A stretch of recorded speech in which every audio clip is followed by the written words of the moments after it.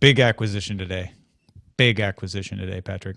That is correct. I acquired a pack of M&Ms. And that was for me. You know how sometimes I like to make that joke where I'm like, big thing today, and then I say a different thing that everybody's expecting. A guy quit listening to the show because of that. He's like, it's not funny. It's not funny, Tom. I unsubscribe. Well, that's one of those things you just can't do anything about. Like, well, you know what? That's who I am. If you don't like puns, you're also not going to like me. So, all right, you ready? I was born ready. Of course you were. Here we go. Du Daily Nouveau Tech Show avec Thomas Marie et le toit du podcasting français, Monsieur Patrick Beja, est para Patreons comme moi. S'il vous plaît, vous joindre à nous, patreon.com/acedetect. J'espère que général sommes à la plat quelqu'un du Kentucky, n'est-ce? This is the Daily Tech News for Tuesday, May 12th, 2015. I'm Tom Merritt. Joining me today, Patrick Beja, DTNS contributor and independent podcaster extraordinaire. It's one of those English words that the French stole, extraordinaire. Yeah, that's true. And I suspect there are many of those words in that intro you played. I'm just not sure what they are. Big Jim is just doing you homage. Yeah, I those appreciate English words it that the very French much. stole. Yes, I do. Well, cool, man. Are you ready to talk about Verizon buying AOL? Because that's the big explosion in the tech journalism world today. I definitely am. I'm very excited about uncovering everything that this means. To be honest, I was also very excited to hear Ubisoft basically own the way they messed up their Assassin's Creed Unity release back in November, I believe, in a way that, honestly, very few video game companies, let alone companies in general, do. And I thought that was pretty big on them. So it was an announcement of the next Assassin's Creed, but they spent a couple minutes apologizing for the previous one. Do I have that right?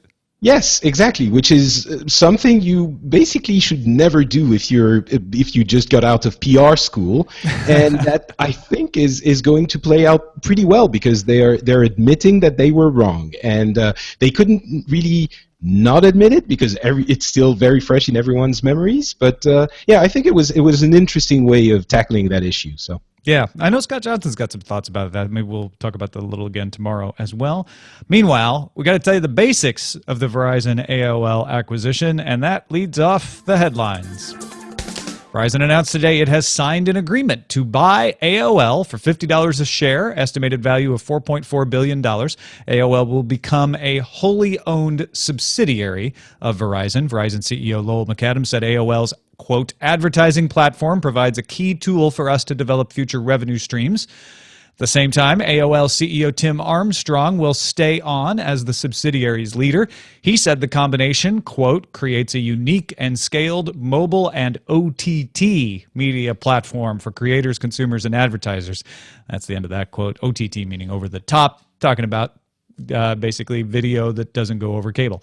Deal is expected to be completed this summer. We're going to talk about more. I'll talk quite a bit more about the implications of that later on. And The Verge reports that Skype Translator is now available for anyone with a Windows 8 or Windows 10 PC to try. The software can translate English, Spanish, Italian, and Mandarin in real time, converting the original language into either text or audio, which means, unfortunately, we won't be able to use it to understand what Big Jim was saying in the intro because it doesn't do French. I noticed that it doesn't do French. Why does it not do French? I mean, Mandarin, sure. Spanish, yeah. But Italian before French. And Italian was one of the ones they started with in the beta, too, even before Spanish. I have to say, it's a bit hard. I take it a little bit personally. Yeah, I'm sorry. I'm sorry to hear. Yeah, I don't think Skype meant it personally. We'll see about that. Or nationally. The Verge reports on a new drone called Lily that you can throw into the air and then just ignore, and it'll float along following you, filming what you're doing. You just have to strap a small GPS tracker to your wrist that allows you to control the 4 different functions that it does, but everything else is automatic. Lily uses computer vision technology to recognize its owner. The tracking device also records audio that syncs to the video shot in 1080p at 60 frames per second. Can also shoot 12 megapixel stills. It's waterproof to IP67, but it doesn't have avoidance detection. So you should only use it in wide open spaces because they'll run right into a tree. It has no idea. Or something worse. The device goes on sale today for pre-order at $499. That's a discount from the planned $999 retail price. The price is a little bit steep for sure, so I don't think it's going to be a consumer device. It's not going to be for everyone.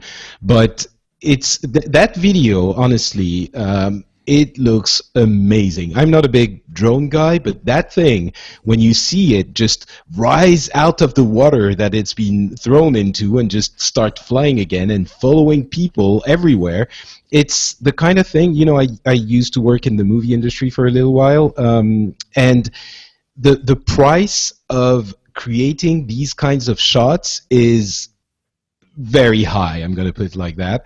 And now it's basically, if that works as advertised, it's at the hands of any enthusiast movie maker, sports person who wants to do it's watch the video. It's amazing. Yeah, I imagine some outdoor enthusiast consumers, prosumers, I guess you might call them, will want to do this for kayaking is one of the things they showed in the video, or skiing, if they're really into it. But you're right, man. No helicopter needed, right? You can just track along with somebody. It's pretty amazing. Avoidance detection would be a great feature for the next version of this, especially if I'm going to pay $1,000 for it. Yeah, true. Recode reports Google's Android One program for affordable smartphones added Turkey as its 7th country. General Mobile will produce the devices starting around $260 US. Android One devices are normally supposed to sell for around $100, but electronics in Turkey generally have a higher price, and significantly higher price. Apparently, the iPhone sells for around the equivalent of $1,000 in Turkey. Yeah, that's that's interesting. I'm guessing it has to do with taxes. That was my guess too. Yeah, I would guess. And I'm a little bit surprised that Turkey wouldn't want the tech, the wonders and marvels of tech to permeate the country, because it can do wonders for the economy. On the other hand, they haven't been the most permissive country regarding freedom of speech, so maybe it has to do with that? I don't know. I have a feeling that this is going to be a very popular program. I think Google made a good choice choosing Turkey because of that, the pricing system, and it's good to see it expanding now into 7 different countries. Jury's still out whether this program is really going to work or not. But the more different companies, not just Google, Firefox OS, Sailfish, Cyanogen, are creating these affordable operating systems and these affordable phones, I think it's good. The more the better. That's what I'm trying to say. For sure. Taiwanese fabless semiconductor company MediaTek is prepping the launch of a 10-core mobile chip called Helio X20, according to Engadget. The chip is a 20-nanometer tri-cluster design consisting of 2.45 gigahertz Cortex-A72 cores, 4 2 gigahertz Cortex-A53 cores, and 4 1.4 gigahertz Cortex-A53 cores. While all 10 cores can technically run simultaneously, MediaTek General Manager of International Corporate Sales Finbar Moynihan said the chip's software probably will never do that. It will pick the ideal cluster to use depending on the power and processing needs, which is really cool. It will use less battery power and less chip power when you're just doing email versus if you need to do some high-level gaming. First commercial device using the chip will arrive in consumer devices by the end of the year at the earliest. A lot of people laughed when MediaTek put out an 8-core processor, and it has proved to be very popular, so much so that Qualcomm had to come out with their own. I'm wondering if this can be useful with a Windows 10 device that would use the Continuum feature where your phone can be used as a desktop device. Could prove useful indeed. Yeah, it seems to fit right into that ecosystem, doesn't it, where it can ramp up its processor use when you're using it more as a desktop. That's a good point. ZDNet reports that Samsung has unveiled a new line of chips for Internet of Things devices called the Arctic. Arctic 1 is the size of a ladybug with 9-axis motion sensor. 9 axis? How many axes do you need? Internet of Things, man. Need all the axes. So it has a 9-axis motion sensor and Bluetooth Low Energy support. Arctic 5 is the size of a 25-cent coin with a video decoder and encoder. And Arctic 10 comes with an HD encoder and decoder and 5.1 audio meant for home servers and personal clouds. Samsung also established an open source-based developer platform and starter kit, which will become available immediately. This just made me immediately think of the chip that we talked about earlier in the week, the $9 chip. And Samsung obviously wanting to, probably on the more enterprise vendor level, have a competitor to that. But I think that's great if you have Samsung, and I don't know how much these are going to cost, but if you have Samsung, making a great selection of Internet of Things processors for high-end, large volume use, and then you have the $9 chip out there for people in their garages just wanting to come up with cool stuff and kickstart it. We're going to come up with some really interesting internets of things for the internet. I don't know what things. I'm just going to call them things. I'm wondering if this isn't basically the big boys coming into the Internet of Things, because certainly the Internet of Things has, as a concept and as a reality, has existed for a while, but now that quote-unquote the big boys are in, and Samsung is definitely one of the big boys in the chip manufacturing industry, now that they're here and they're producing these kinds of chips, it could make all of this a lot easier for a lot of people, which is what they want to do. Samsung has said, we want to get into this game for, and it's going to be big. So, well, that's why Samsung bought SmartThings, and that's why a lot of companies were buying up these platforms over the past couple of years, because they want to position themselves to be the first ones out of the gate when the things come for us. They want to have their brand on it. TechCrunch reports Aliyun, Alibaba's cloud computing unit, announced a joint venture with Dubai's Miras to create apps, cloud architecture, and big data tools for clients. The venture will be located in Dubai and serve the wider region. This is a big move for Alibaba into a market that is only going to get more rich. According to IDC, spending on ICT products and services in the Middle East and Africa will exceed $270 billion in 2015. Mozilla officially launched HTML5 DRM support today with the release of Firefox 38. And a million voices cried out, and then were silenced. But Mozilla, wait, voices, it's not over. Mozilla is also offering a separate download of Firefox without the Adobe Content Decryption module for users who want a purely open source piece of software. When you put it that way, it does make it sound like Mozilla's like, shut up. Here's your version. Well, I do think there is a level of philosophical, I don't even know how to put it. They do have that philosophical will to fight for open source. And I think it's easy to dismiss that second version of Firefox when you have the one that has DRM. But and the comparison, for example, with the Windows version that didn't have media player in Europe, I don't know if you remember that. Yeah, I do. Then it was like, well, why would you get a Windows version without something when you could have the one with media player? But I think the situation is a little bit different here. It's the idea that if you want to stay open source, then you definitely can. And you can stay true to your beliefs, I suppose, in the same way that, if you're a vegetarian, you're not going to want to have meat. And here you can. I don't know if that, metaphor. Well, yeah, because Mozilla knows, like, Netflix is not going to support Silverlight for much longer, and people are not going to use Firefox if they can't watch things like Netflix in it. They need to support that, but they also have those ideological fans who don't want to have anything proprietary in their Firefox distribution. So it's a little bit split in the baby, but it's one way to address that and say, here is a version for you. And when you say that they're splitting babies, I understand why everyone's crying out and, you know. Brings it full circle, doesn't it? Hey, we have a subreddit, dailytechnewsshow.reddit.com.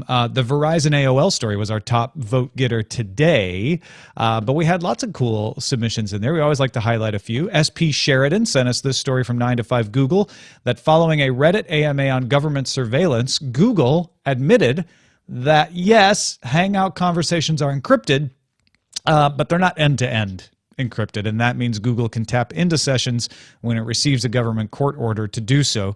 Google's transparency report reveals it received 26 U.S. government wiretap requests from the beginning of 2013 to the middle of last year. The company is not allowed to identify how many of these, if any, were for Hangouts, but they don't do a lot of other communication stuff out there. I guess Google Voice could be tapped. They might be able to tap that.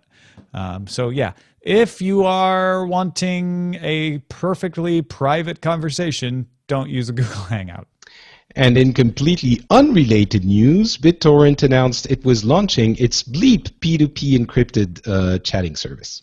That is totally unrelated, but timely for BitTorrent. Dr. Tolbert submitted the Engadget story that Warner Music Group announced today it made more money in Q2 from, wait for it, streaming licenses than it did from, wait for it again, digital downloads. Streaming revenue rose 33%, while digital sales rose only 7%.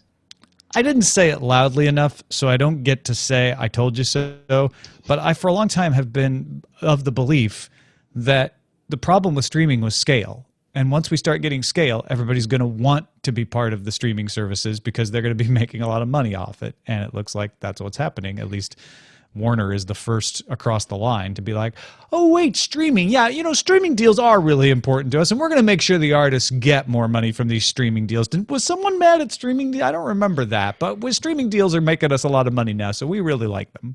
You know, Tom, I think the irony in all of this is that everybody told them so, except just people who should know. So. Habichuelacondulce sent us the Gizmodo report that researchers at MIT have solved one of the greatest artistic conundrums of our time, sort of. A group of scientists led by Yichang Shi have developed an algorithm that can extract and automatically remove reflections in an image, like when you take a shot of something through a window. Now, the catch is that the window has to be double paned, or at least very thick. Gizmodo helpfully points out that in addition to Adobe Photoshop, the military might also benefit from the algorithm to help robots look through windows and not get confused by their own reflection and shoot themselves. That last part is really important. I'm wondering, though, can it help us somehow make everyone seem like they're vampires because we remove their reflections from mirrors? Mirror? That's a good question. I don't know how well it works on mirrors. But, you know, when you take a picture through a window, a lot of times you see yourself in the reflection, and it's like, this isn't the greatest picture.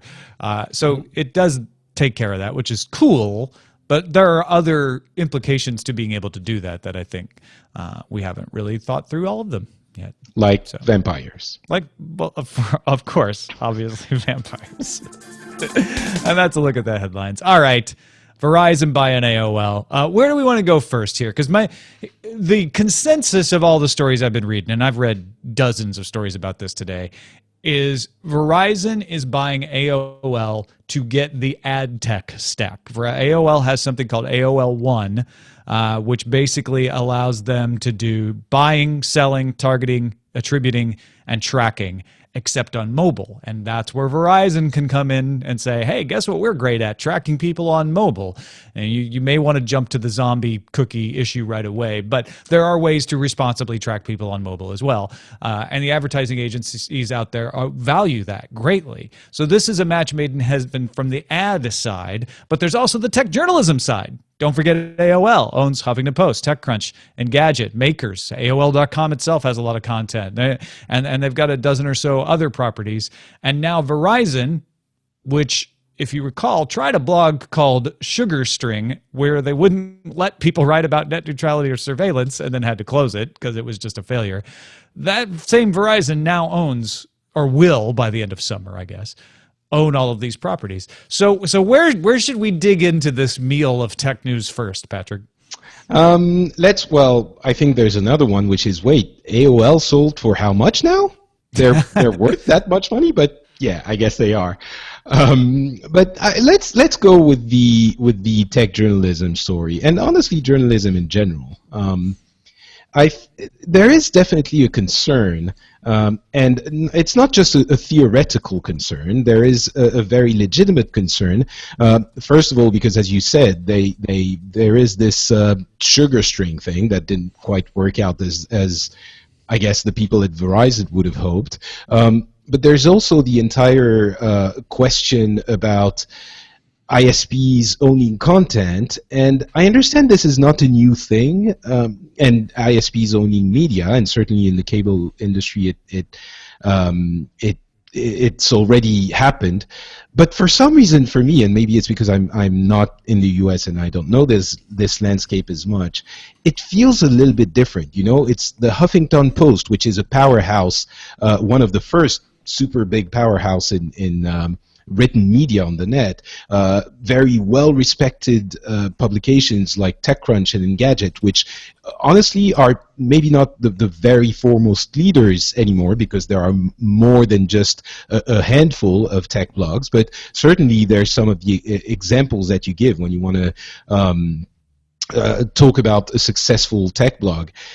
And there is no way that, well, it's very difficult to imagine that Verizon is not owning them, is not going to have an influence on their editorial. Well, okay, and maybe it is because the rules are different in Europe and this doesn't happen, but ISPs owning content creators is de rigueur in the United States. I know AT&T owns a few, and I can't think of who they are right now. AT&T also owns AT&T Universal, and certainly if AT&T is approved to buy DirecTV, which it looks like it will be, AT&T will own the channels that DirecTV operates on its service. Comcast is the biggest example. Comcast is a major ISP in the United States. They own NBC. They own NBC Universal. So they own movie studios, and they own the NBC channel, NBC News. And to me, that is a much bigger issue than Verizon owning TechCrunch. Owning NBC News can affect how people interpret the entire world, right? And that is controversial, and yet NBC News's coverage of net neutrality was never any significantly different than any other news outlet was in the United States. Also, Comcast is an investor in Recode. Comcast is an investor in Vox Media, which owns The Verge. So that part of it, to me, is actually less controversial than the idea of what does Verizon want with the content. I mean, how will they be able to manage this? This is a part of AOL that is not growing as fast as the other parts of AOL. I have a feeling, and Recode even reports a rumor that this is going to happen to Huffington Post already. I have a feeling that Verizon doesn't want to be in the content owning business, and that they'll spin these off. Well, that could actually end up being a good thing. I understand it. Apparently, you're completely fine with the idea of Verizon owning TechCrunch and Engadget, and that you think they would never in any way influence their editorial integrity. That's what I understood when you just made that beautiful little speech just now, Tom. So I mean that it's normal. I'm not saying I'm fine with it, but plenty of content companies can get by with it. Right. It for some reason it just feels like the affiliation is a little bit more direct here, but maybe that's just my paranoid mind playing tricks on me. But yeah, honestly, I wouldn't mind seeing them spun off, if only for TechCrunch and Engadget, which might have become a little bit maybe a little bit less daring, or maybe a little bit less, I don't want to say independent, because that's not the case, but they are established franchises now, and they're safe. And maybe making them a little bit less safe would bring them back into a place where they can shake things up a little bit. So from that perspective alone, I'm wondering if that might not end up being a good thing, if they end up spinning them out, which is... Well, spinning them out or selling them off, two different things, right? Spinning them out could make them more agile, like you're talking about. It would also mean that they would have to be self-sufficient, and they might not survive. On the other hand, the HuffPo rumor is that Huffington Post's lead suitor is Axel Springer. So wouldn't get spun out on its own. It would have a new parent company that is desperately looking for a way to monetize new media. And that could be good for Axel Springer and Huffington Post, because they would find someplace that assures their editorial independence and is well learned in media. Where would you want Engadget and TechCrunch to end up? Who do you think takes them in if AOL, and this is a big if AOL did decide to spin them out or sell them off? That is an excellent question, and honestly, I don't really know. I have to admit that when AOL bought them, I thought it was not going to go as well as it has gone. I didn't think AOL could be a very good steward of those properties, so maybe I would be surprised. Honestly, I don't know. Apple has a little bit of cash lying around. No, I'm kidding. No, there would be no. They always have cash lying around, but yeah, you're right. No, that's a tough question. Who could be in? Maybe Amazon. Or not Amazon, but Bezos, because Bezos bought the Washington Post. He didn't buy it through Amazon, so Amazon doesn't own the Washington Post. But we're Bezos terrible. We're terrible. They just got bought. I mean, they aren't even bought already. Okay, but let's give a little backing, because you're right. It is a little bit like the corpse isn't even cold yet, and we're already chopping it up. Tim Armstrong did tell Recode. We've spoken to partners about content and scaling. Obviously, we've seen a lot of interest in the content brands we have. So over the course of the summer, stay tuned.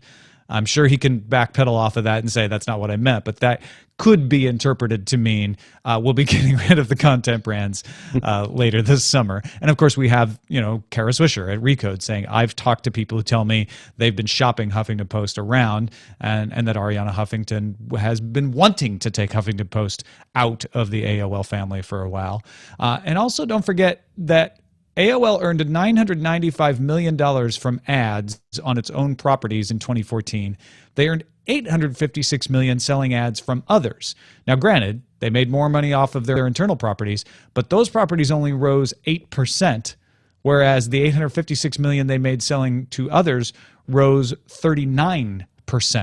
So if I'm Verizon, I'm looking at, that's the growth industry. Let's get rid of this other part while it's, before it totally flattens out, while it's still making enough cash that somebody might be interested in it. It's certainly very. I mean, honestly, I don't think I'm the only one that hadn't been paying much attention to AOL anymore.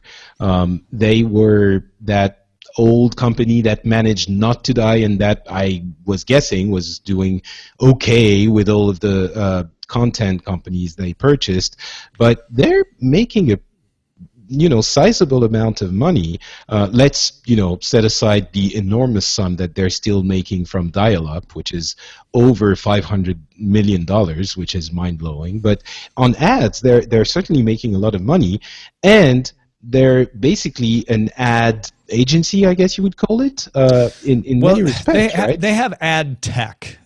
So they're doing what Facebook, Google, Yahoo have all been doing in various different ways, which is enabling the purchase of ads online. And the one thing that AOL has is that AOL One platform that I mentioned earlier. It is a way for you to buy, sell, target, attribute, and track. And no ad tech stack, not Google, not Facebook yet, although those are the two leading and developing this new way, none of them yet can target across devices with deep accuracy. All of a sudden you have AOL, and the reason you haven't hearing much about AOL, Patrick, is because ad tech is not covered. It's not sexy. But AOL's like, we have the whole package except for a big chunk of the mobile data. And Verizon says, guess what we have? A big chunk of mobile data. So let's plug those two things together and we'll get rich. And I think that's a very logical and likely outcome. It definitely seems like it. That is, as you were saying in the story's introduction, this is the nugget. this is what they were fishing for in buying AOL, and it's a pretty sizable nugget. And the mobile, it's kind of funny because sometimes it feels like mobile is big is kind of an old thing for us techies, because we've been saying it for 3, 4, 5 years.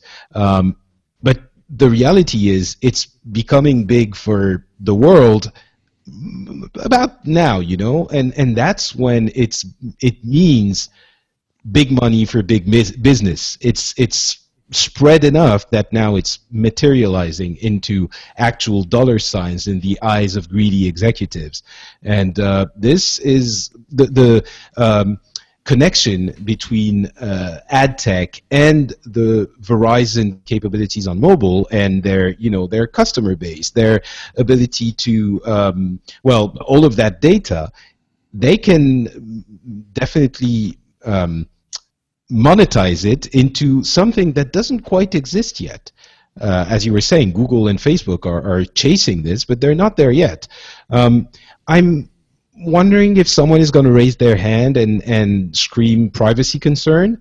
I guess it could be warranted. They're going to keep their hands up and continue to scream privacy concern is what's going to happen. Because, Verizon was embroiled in that controversy over the zombie cookies already.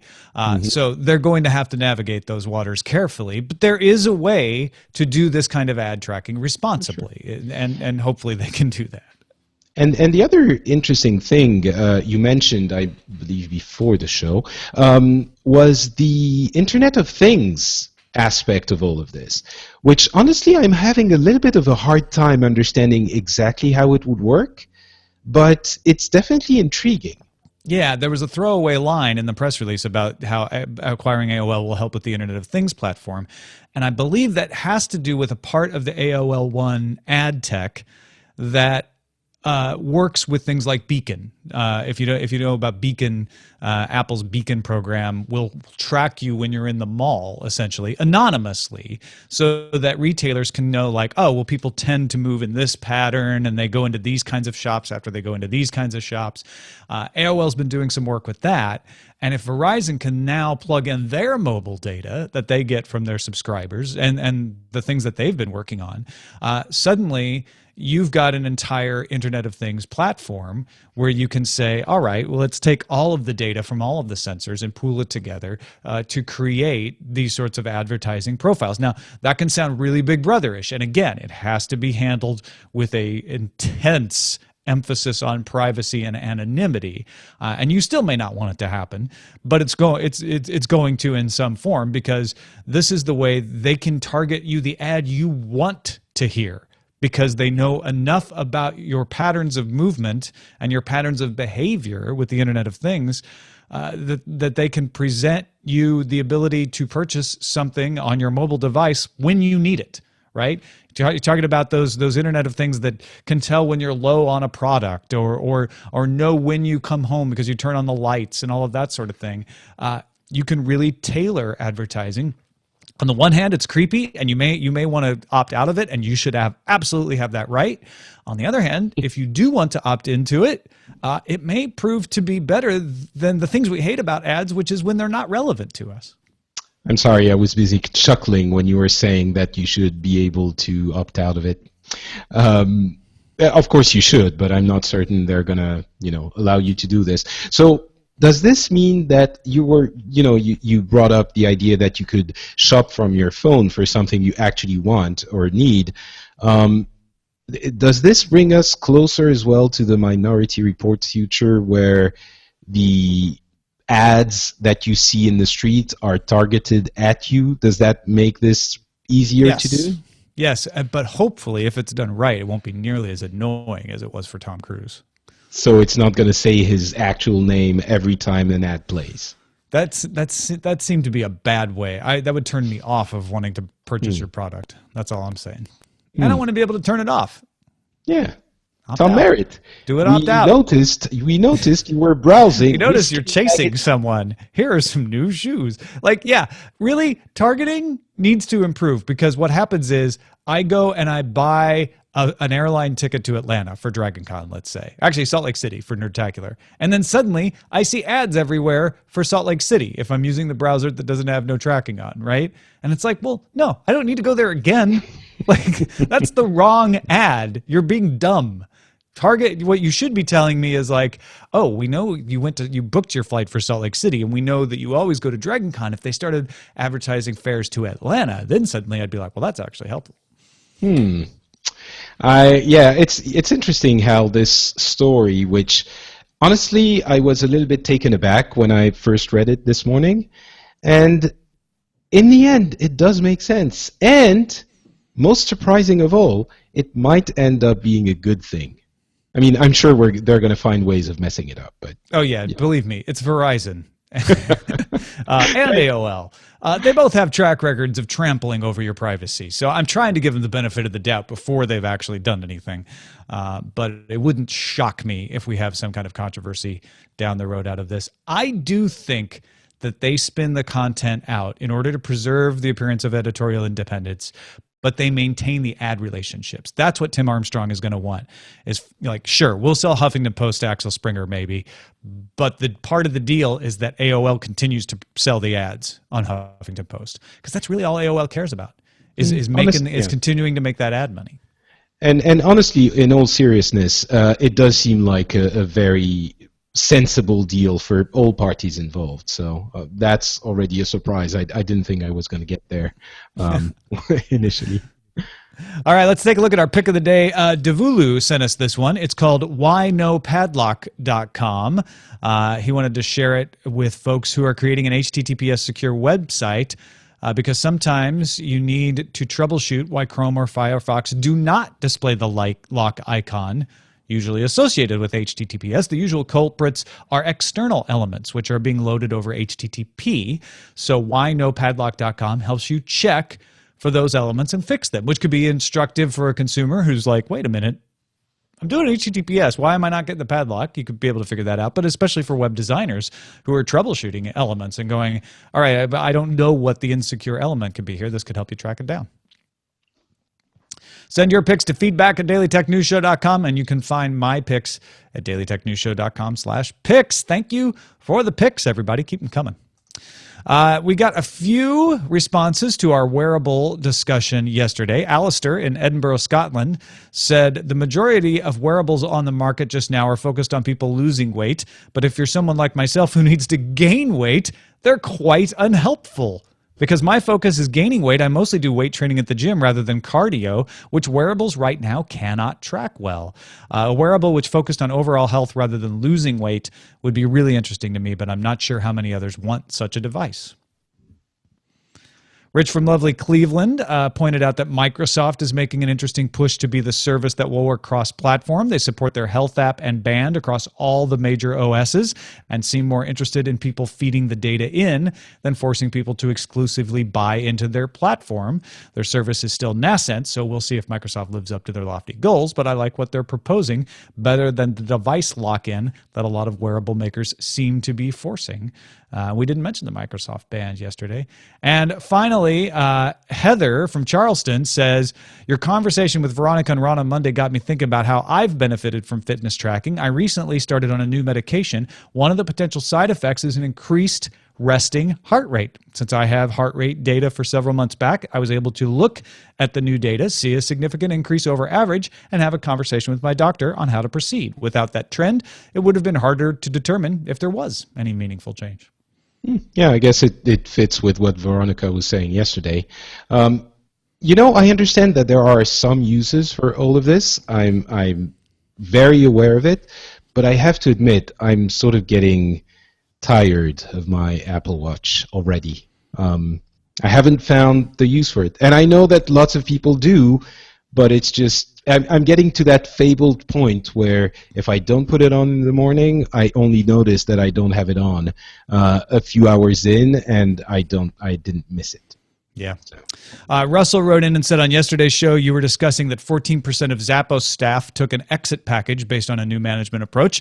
We look at statistics like that as part of the analysis we do for our work, and I wanted to offer some perspective perspective on that number.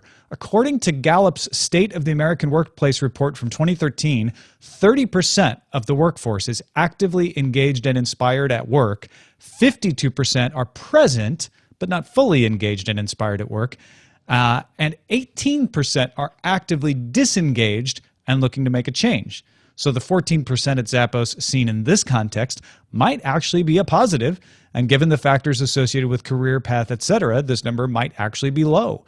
As always, there are many forces that impact things like this, so this is just some conjecture based on some recent statistics. But thank you, Russell, for sharing that. I didn't realize, when you look at it from that perspective, 18%, if you assume 18% on average are actively disengaged and want to leave, and you offer them money to leave, only 14% taking it in that case does seem like maybe it is low.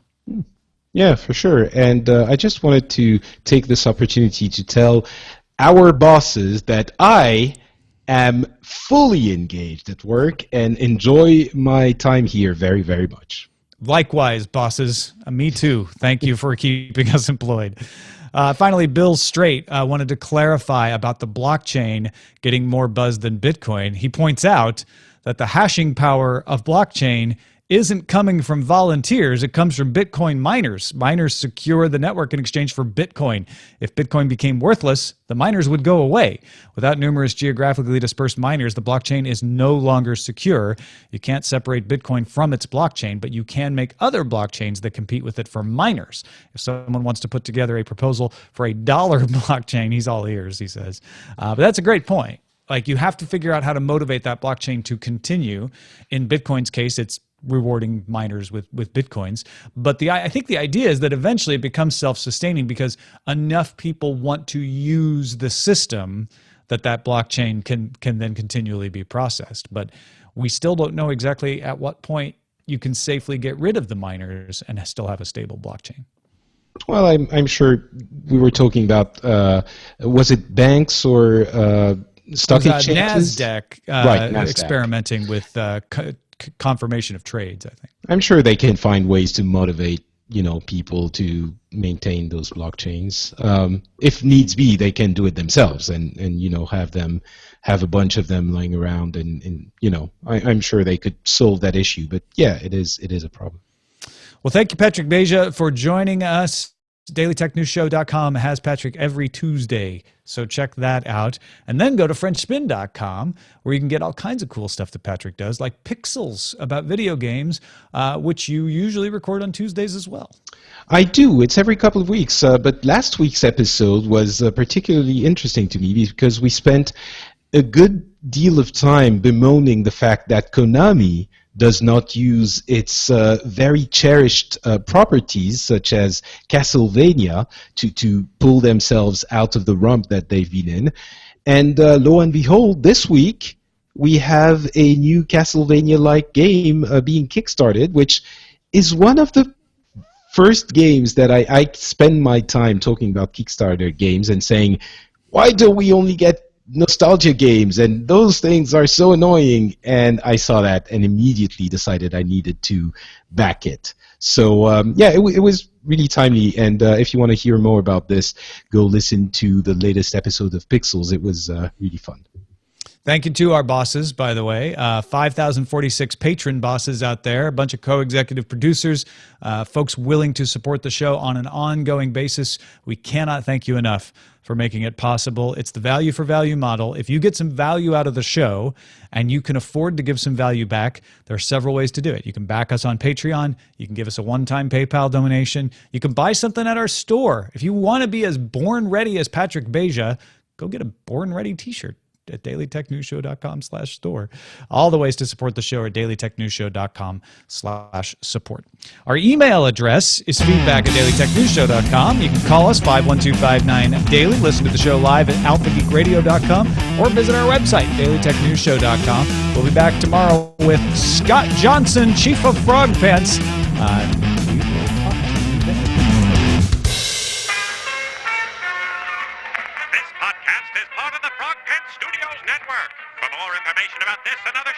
Visit frogpants.com.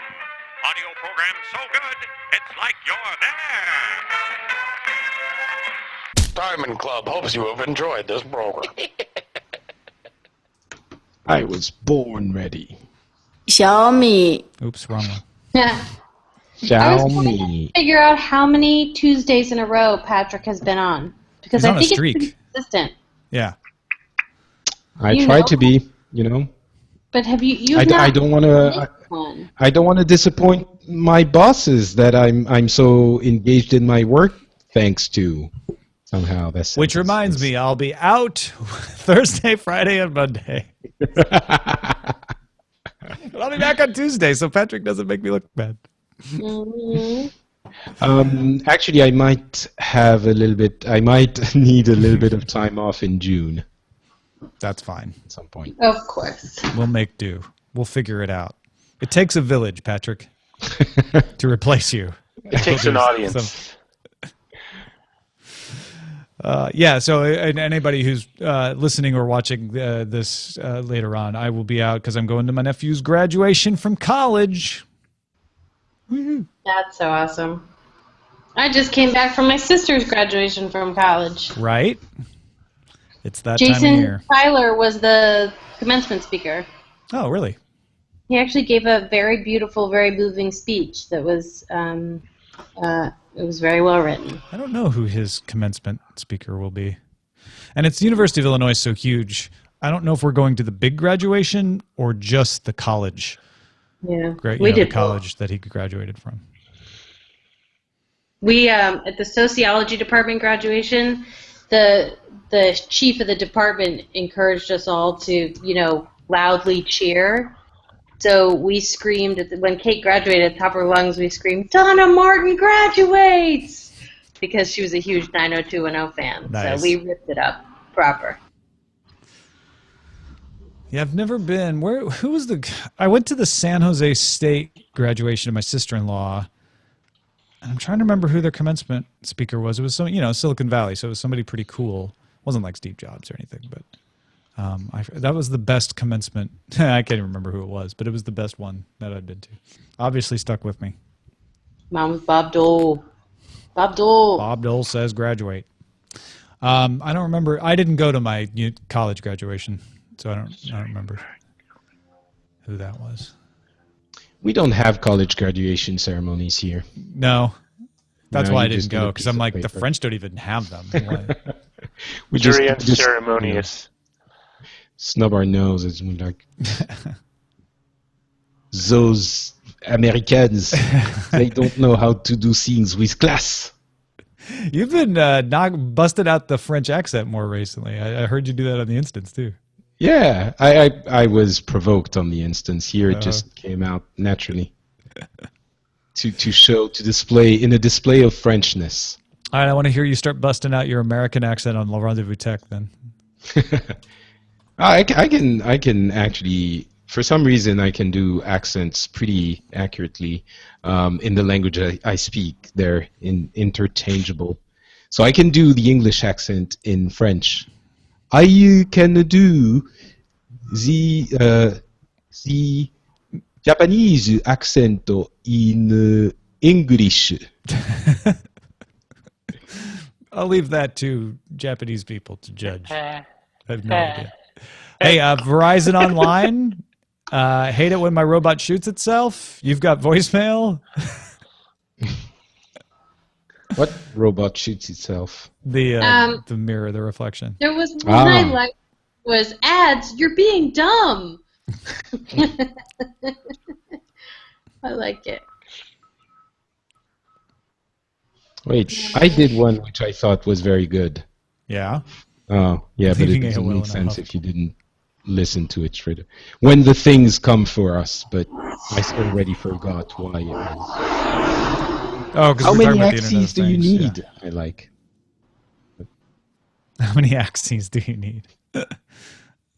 I mean, that was actually a serious question. Yeah. 9?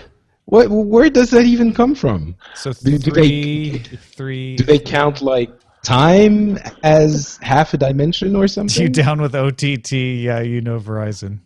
I'm quite fond of who content makes the content makers.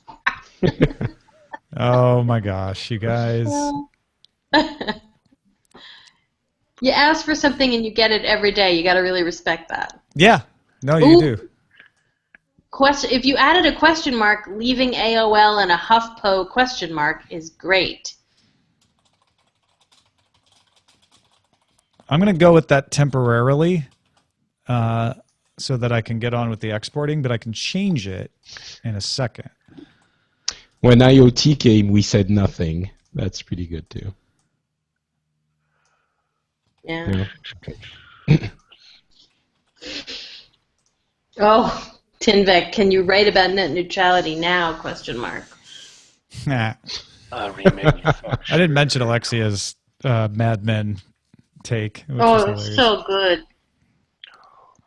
You have to be watching Mad Men currently to get it though, but then it's awesome. Steering. These are the Turkish droids I'm looking for. Verizon Online is popular. Mm-hmm. Leaving AOL It wants and a one HuffPo? more thing. VOL. Yeah. VOL would be it. I feel like that's going to be popular on the web, but it doesn't matter. Can we all go watch Marvel's Daredevil set to tub thumping now? Can you buy me now? Good. Oh. What's with Marvel's Daredevil? Oh, they just set a montage of Daredevil getting knocked out a lot to Chumbawamba's tub thumping. Ooh, does someone have a link? Does someone have a link? Yeah, I put in the chat room. The room to chat. But I'm afraid to play it because I don't want us to get content tagged. Okay, I'm watching now. And Oh, go! Verizon line. BioCow just submitted. I'm going with leaving in a HuffPo on a jet plane. Yeah. I'm leaving on a HuffPo.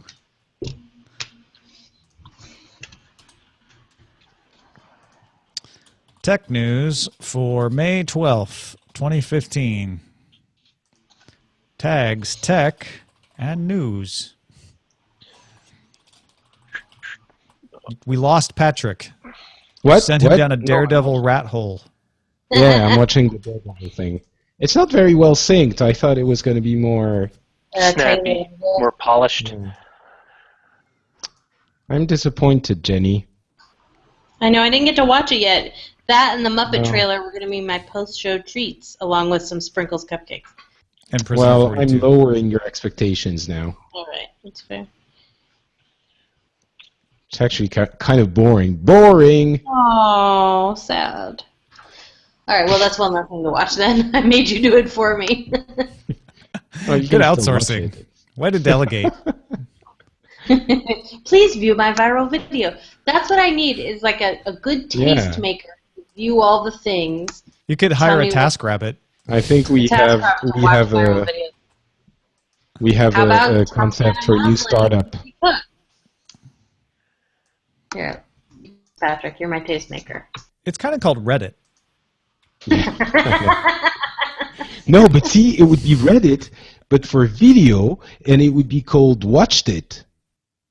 Watch it. Watch it. Watch it. No, it's past tense, so you have to say watched it. Watch Because it's it. Reddit. Not read it. Read it. Right. Well, they probably couldn't get read it. Actually, it was probably already taken. New concept for a startup, it's called Read It. And it's like, I don't know. How about this clone? Too many clones. Here. Too many clones. Too many clones. Too many clones? Okay. I'll Tell watch me what it. you think. I like how Jenny's tricking Patrick into watching all these horrible videos.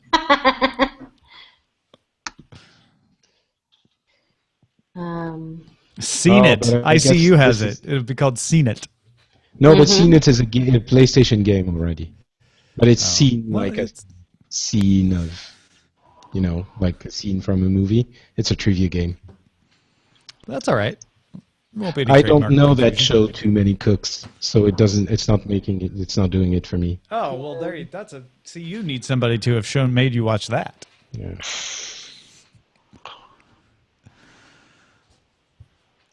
I'm leaving AOL in a HuffPo.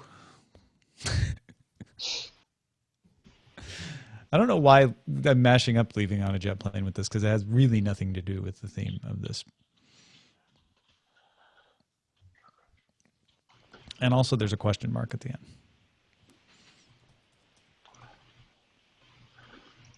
Can I bump into the post? Not yet. Can I bump into the post? Not yet. Can I bump in? No. I can do this all day. Actually, no, I can't. I gotta go to the dealership and see how much they're gonna rake me over the coals. Why would my car's steering rack need replacing at only 71,000 miles? That annoys me. Because you look like a guy that might say yes to that? I don't know. Oh no, I didn't agree to it. He said my power steering's leaking, and I know fluid is leaking. I know that because I can hear it. Okay. When it's low. But well, leaking out the rack, really? Maybe. They make the boots out of like plastic. Jesus. What is this? Google is supporting the Apple Watch with Google News and Weather? It doesn't change anything, does it?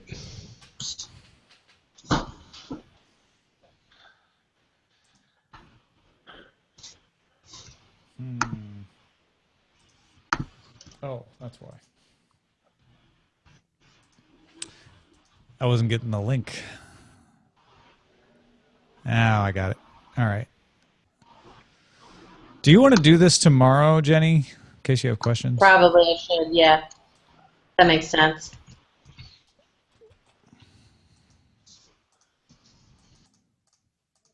We could just give people like one day of understanding that the location of the video is going to change.